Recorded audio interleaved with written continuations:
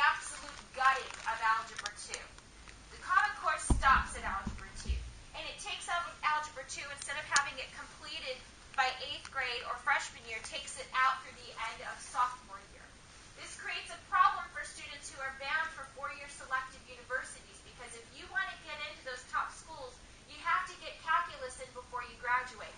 If you're not finishing Algebra 2 until the end of your sophomore year, how are you going to fit trigonometry, pre-cal, and cal in there before you graduate? It's up to the states to figure out how they're going to handle the math that takes place after Algebra 2. Now here in Arkansas, we have what's called the Smart Core program. And Smart Core does do that. But the students have to make the choice whether or not they're going to do Common Core or Smart Core. And our understanding is that the parents are not aware of this difference. Right. When he refused to sign off on the standards, he was merely expunged from the record. This here, I'm not going to read all of it to you, but the Pioneer Institute did a thorough exam of the math standards, and this is just a list of all the issues they found with the math standards. The general sum of it is that the math is 1 to 2 grades behind. And that's been my experience as a parent as well. It's about 2 years behind. 2 years behind. 2 years behind national and international standards. This is Dr. Megan Koshnick. She is a clinical child psychologist, and here she's providing testimony at a state hearing about how the math standards and the use of constructivism are cognitively and developmentally inappropriate for our young elementary age children.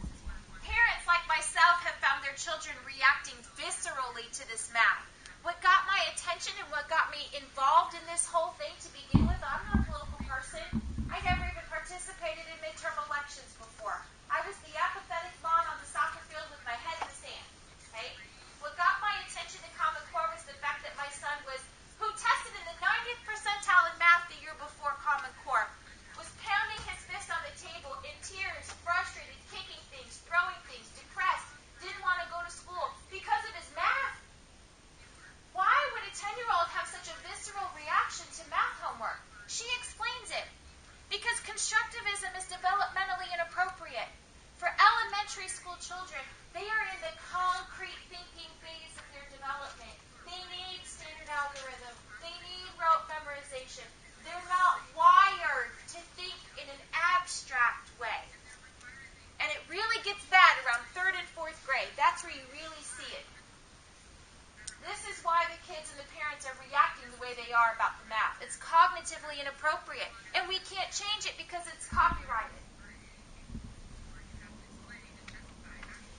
So she is saying that she's going to see an increase in her practice of children in elementary with anxiety and depression and all these behavioral issues. Our organization works very closely with other anti-Common Core coalitions in other states. And we're hearing the same thing.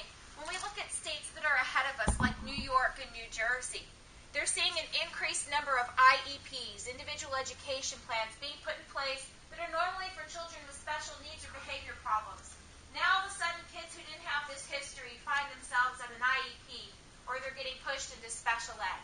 500 clinical experts, psychologists, psychiatrists, mental health experts have come out in an open letter, 500 of them across the country, opposing the use of this abstract constructivism in the